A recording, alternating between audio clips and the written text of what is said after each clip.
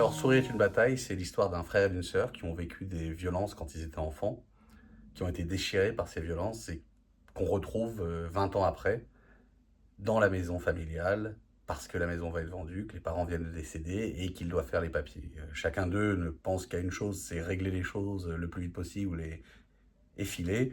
Et évidemment, ça ne va pas se passer comme ils l'entendent. Et on assiste en fait à cette semaine qu'ils passent ensemble dans cette maison à trier, vider, à discuter, à échanger, comme deux étrangers, mais deux étrangers qui se connaissent extrêmement bien, quoi. Et en fait, l'autre particularité, c'est qu'en fait, ce frère et cette sœur ont tous les deux choisi des métiers qui incarnent une idée de justice, mais qui sont opposés. Et là aussi se pose la question de ce sur quoi ils sont d'accord, ce sur quoi ils sont pas d'accord. On assiste à une forme de bagarre, en fait, entre deux sur quel a été leur passé et quel futur éventuel ils peuvent encore avoir ensemble. Pour écrire, on a été du coup se confronter à ces métiers de la justice qu'on avait l'impression de ne connaître un peu que théoriquement. Donc là, on a fait beaucoup d'immersions auprès de la protection judiciaire de la jeunesse, d'enfants qui sont dans des parcours judiciaires, auprès d'éducateurs, auprès de juges. On a été à l'hôtel de police aussi, dans les cellules qui accueillent les victimes de violences conjugales et les auteurs. Et de tout ce contexte-là vient nourrir l'écriture de la pièce. Au final, on se dit,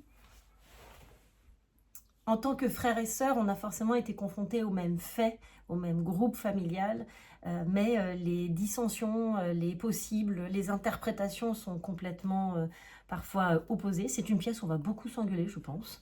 Beaucoup, beaucoup. Et où je Euh, pense qu'on va, je l'espère, nous, public, s'amuser à les voir se disputer. ouais, voilà.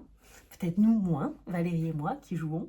Et l'idée, c'était vraiment de pouvoir poser à la fois la chose dans l'intimité, c'est-à-dire le contexte de nos familles, des familles, et en même temps, c'est quoi la justice pour ces familles-là, pour les victimes de violences.